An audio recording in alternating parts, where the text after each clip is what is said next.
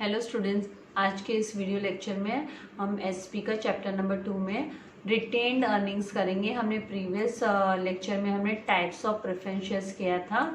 अभी retained earnings मतलब क्या होता है? ये अनडिस्ट्रीब्यूटेड प्रॉफिट होता है। इसका मीनिंग क्या होता है? ये अनडिस्ट्रीब्यूटेड प्रॉफिट होता है जो कंपनी है ना रिजर्व करके रखती है, अपने पास प्रॉफिट जमा करके रखती है। तो यहाँ पे business organizations are subject to variation in earnings. उनके डिफरेंट अर्निंग्स होती है। वेरिएशन मतलब changes in earnings. It would be a wise decision.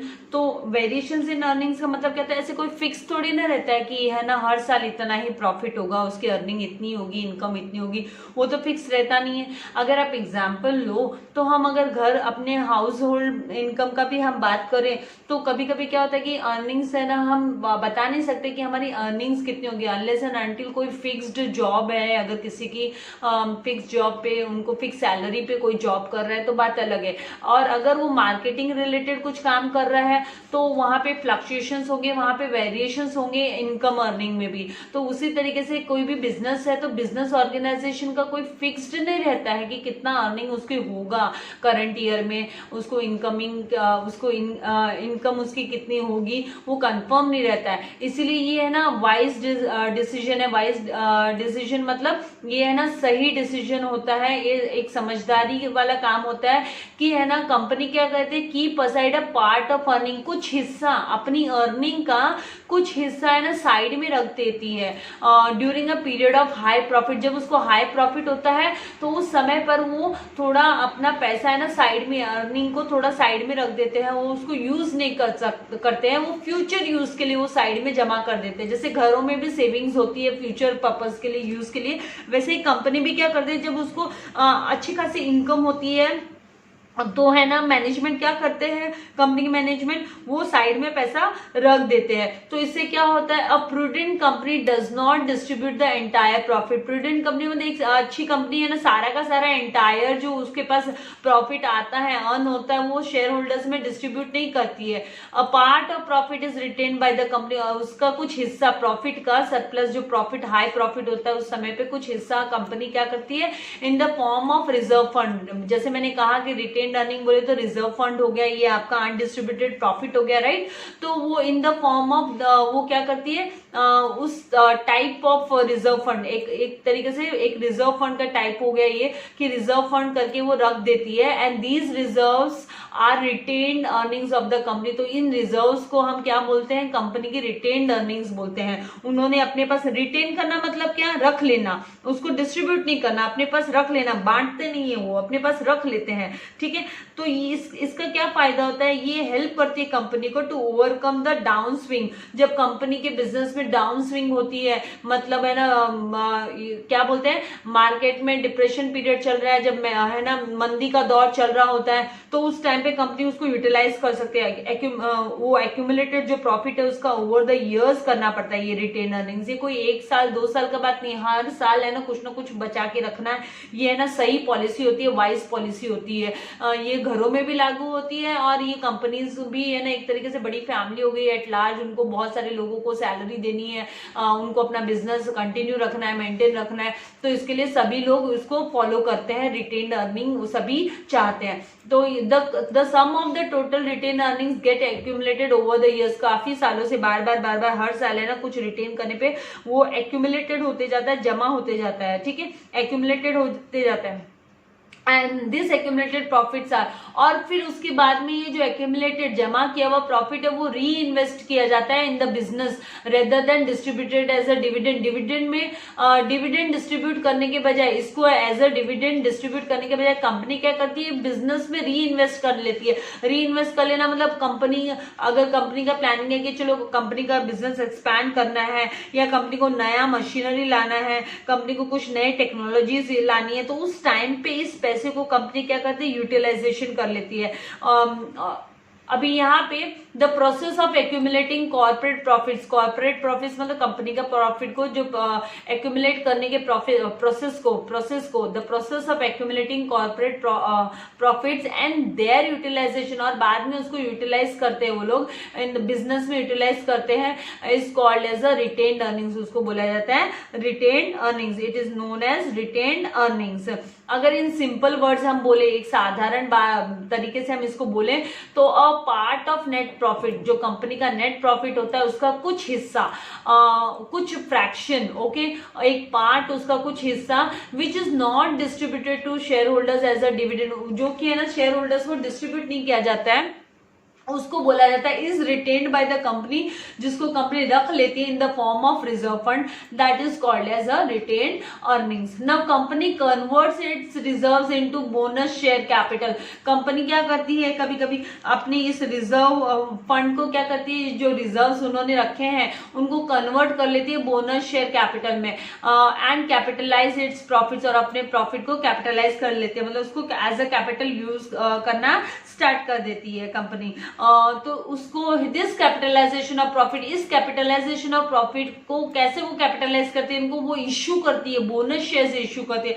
अभी आपको मैंने ना जब इक्विटी शेयर होल्डर्स की बात कर रहे थे हम, तो मैंने बताया था कि है ना इश्यू, और ये बोनस शेयर्स किसको होते हैं, जो इक्विटी शेयर होल्डर्स होते हैं उनको बोनस शेयर्स इश्यू होते हैं। तो ये जो बोनस शेयर्स को इश्यू करने का काम होता है, कैपिटलाइजेशन ऑफ प्रॉफिट को कैपिटलाइज करने का काम होता है। देखिए आप है ना अकाउंट्स में जाना, chapter number 2 not for profit organization study करें, वहां पे भी आपने कैपिटलाइज्ड वर्ड यूज, इसका यूज आपने किया है कि है ना डोनेशंस आर कैपिटलाइज्ड। तो यहाँ पे है ना कंपनी है ना रिटेन्ड अर्निंग्स को कैपिटलाइज करती है।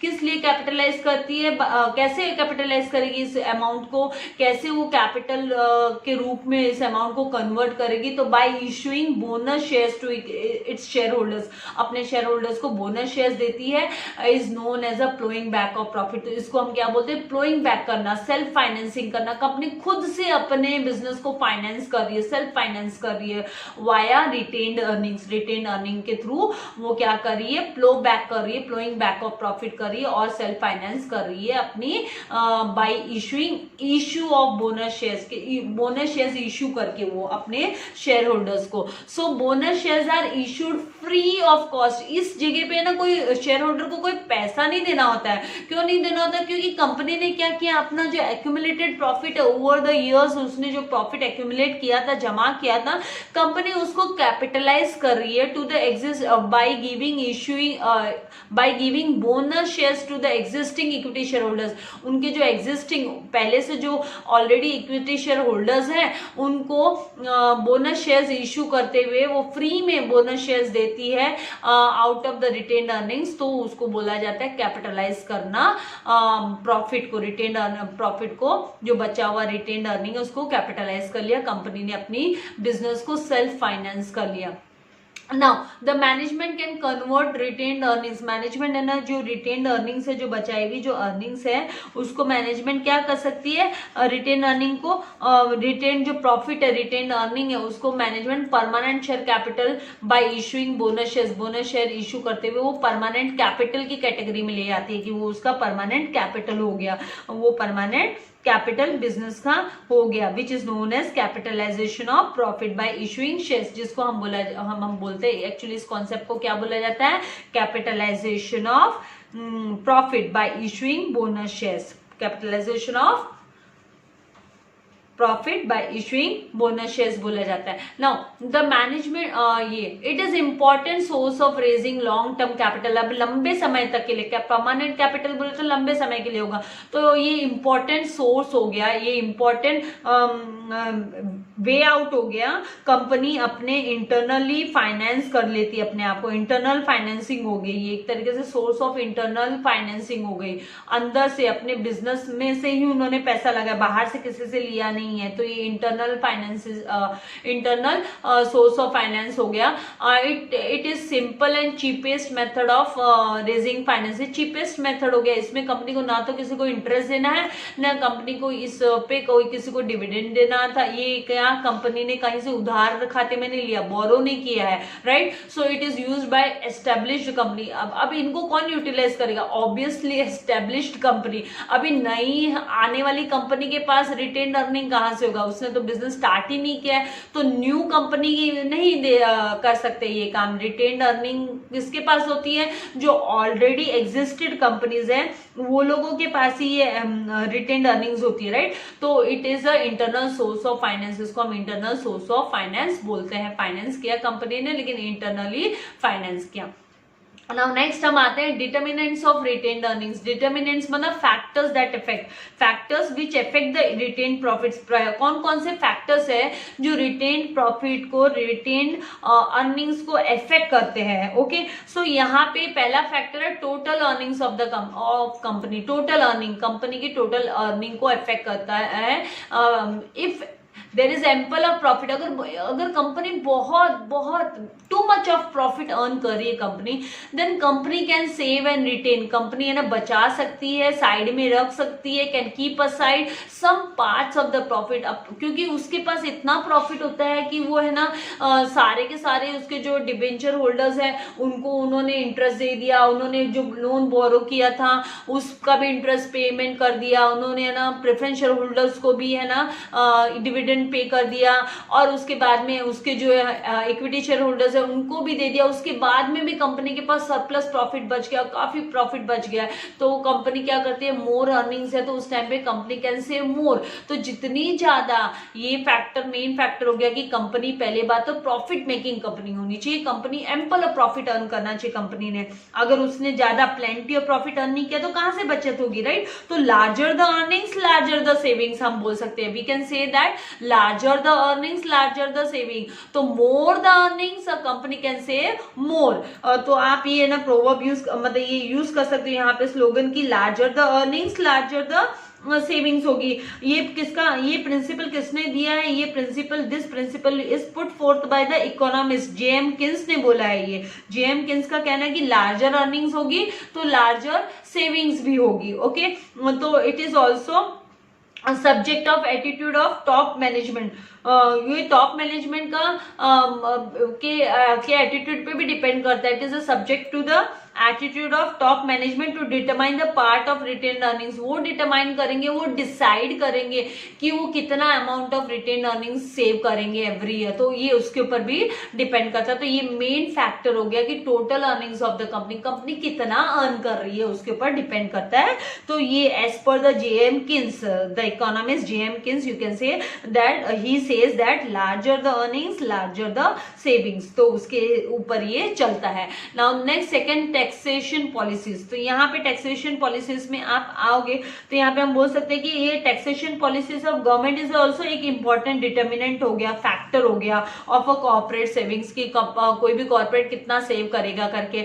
सो if taxes levied are high rates, अगर टैक्स जो लगाया जाता है वो लेविड करना मतलब उसको टैक्स लगाना, ओके, टैक्स चार्ज करना, उनसे लेना, कंपनी से जो टैक्स लेती है गवर्नमेंट, ओके, तो ये लेविड अगर हाई रेट होगी इसकी तो company can not save much of the profits in the form of reserves, तो फिर कंपनी ज्यादा है ना सेव नहीं कर पाएगी, ज्यादा वो सेव नहीं कर पाएगी। और वाइसे वर्सा, इसका उल्टा क्या, अगर कंपनी की अगर गवर्नमेंट ने है ना बहुत सारे छूट देके रखी है, गवर्नमेंट ने बहुत सारे इसको क्या बोलते हैं सब्सिडीज देके रखी है और जो टैक्स रेट होता है वो लो होता है, तो उस केस में क्या होता है कि उस केस में कंपनी ज्यादा सेव कर सकती है। तो हम बोल सकते हैं यहाँ पे एक और पॉइंट ऐड कर सकते हैं कि वाइसे वर्सा, अगर लो रेट ऑफ टैक्सेस है तो कंपनी कैन सेव मोर। तो यहाँ पे ये पॉइंट यहाँ पे कवर हो जाता है। देन नेक्स्ट यहाँ पे आता है कि डिविडेंड पॉलिसी कैसी है कंपनी की। थर्ड फैक्टर क्या है कि डिविडेंड पॉलिसी कैसी है। तो it is a policy of board of directors, management decide करते हैं, बोर्ड ऑफ डायरेक्टर्स डिसाइड करते हैं in regards to the distribution of profit, की कितना प्रॉफिट डिस्ट्रीब्यूट करना है, कितना डिविडेंड देना है इक्विटी शेयर होल्डर्स को भी। तो अ कंजर्वेटिव डिविडेंड पॉलिसी, अगर कंजर्वेटिव बोले तो एक बोलते हैं ना बचाना, पॉजिटिव हो जाना, अगर ज्यादा प्रॉफिट है तो पॉजिटिव हो जाता है कि नहीं बाबा इक्विटी शेयर होल्डर्स को इतना ही देंगे, ज्यादा से ज्यादा अपने पास रिटेन करके रखेंगे। तो अगर है ना पॉजिटिव काइंड के होते हैं, अगर मैनेजमेंट पॉजिटिव है रिगार्डिंग द डिविडेंड पॉलिसी, तो क्या होगा उस केस में है ना there will be needed for having good accumulation of profit, तो उस जगह पे फिर ज्यादा से ज्यादा प्रॉफिट एक्यूमुलेट हो पाएगा, रिटेन अर्निंग्स ज्यादा से ज्यादा हम बचा सकेंगे। तो but this policy affects the share holders. लेकिन ये वाली अगर पॉलिसी उन्होंने अपना ली, वो रिजर्व हो गए, रिजर्व हो जाना मतलब कंजर्व्ड हो जाना, वो पॉजिटिव काइंड के हो जाएंगे अगर प्रॉफिट को लेके, तो इससे क्या होगा कि बहुत सारे शेयर होल्डर्स को लो रेट ऑफ डिविडेंड रिसीव होगा, लोअर रेट ऑफ डिविडेंड उनको मिलेगा, तो they will be unsatisfied, they will not be satisfied, right. तो ये डिविडेंड पॉलिसी जो होती है वो अगर कंजर्वेटिव डिविडेंड पॉलिसी है तो फिर प्रॉफिट तो ज्यादा से ज्यादा जमा होते जाएगा, लेकिन उसका इफेक्ट, उसका डायरेक्ट किसको इफेक्ट होगा, ये शेयर होल्डर्स को इफेक्ट होगा, मेनली इक्विटी शेयर होल्डर्स को, बिकॉज वो ही जो है, आपको मैंने बोला कि वो दे गेट रेसिडुअल इनकम, उनको क्या होता है, रेसिडुअल जो बचा कुचा होता है वो उनको रिसीव होता है, उनको जो बचा कुचा लास्ट में जो रहता है, अगर उसमें से भी अगर कम कर दिया और प्रॉफिट में ज्यादा ध्यान दिया कि बाबा प्रॉफिट करो, ज्यादा से ज्यादा बचा के रखो, मतलब रिटेन करके रखो, तो उस केस में फिर उनको बहुत हाई लॉस हो जाएगा इक्विटी शेयर होल्डर्स को। तो इसीलिए ये पॉलिसी ज्यादा इफेक्टिव नहीं हुआ है। डिविडेंड पॉलिसी अगर कंजर्वेटिव मेथड की है, कंजर्वेटिव डिविडेंड पॉलिसी है, तो इसका लॉस, उसका खामियाजा शेयर होल्डर्स को भुगतना पड़ेगा, इक्विटी शेयर होल्डर्स को। Share holders means I am telling equity share holders, क्योंकि वो ही है बेचारे जो क्या करते हैं, वो रियल रिस्क बेरर होते हैं, राइट। तो जब उनको मिलना चाहिए उनका हिस्सा, तो उनको सही मात्रा में, उनको राइट रेशियो में उनको रिसीव होना ही चाहिए, राइट। फिर नेक्स्ट आता है कि गवर्नमेंट कंट्रोल, गवर्नमेंट का कितना कंट्रोल है। अगर है ना हम यहाँ पे बात करें कि government is a regulatory body of economic system of a country, अगर उनकी जो पॉलिसीज है, उनके रूल्स एंड रेगुलेशंस है जो इंश्योर करते कि कंपनी के वर्क को भी एज पर इट्स रेगुलेशन, अगर company has to formulate its dividend policy in accordance with the rules and regulations framed by the government, अगर गवर्नमेंट की कहे के अनुसार गवर्नमेंट अगर कंपनीज को कंपेल करती है, फोर्स करती है कंपनीज को to work as per their direction, तो कंपनी को अपनी जो डिविडेंड पॉलिसी है वो भी फॉर्मुलेट करनी पड़ेगी एज पर द गवर्नमेंट के हिसाब से ही उनको फ्रेम करना पड़ेगा। तो ये भी एक मेन फैक्टर हो गया। तो यहाँ पे हम बात करें तो जो हमारे इकोनॉमिस्ट है उन्होंने बोला है कि लेसेस फेयर पॉलिसी अपनानी चाहिए, मतलब गवर्नमेंट का इंटरफेरेंस कम होना चाहिए। अगर गवर्नमेंट का इंटरफेरेंस कम होगा तो फिर क्या होगा, गवर्नमेंट के इंटरफेरेंस कम होने से पॉसिबल जो बिजनेसमैन है उसको ज्यादा से ज्यादा सेल्फ वो अपने डिसीजंस ले पाएगा।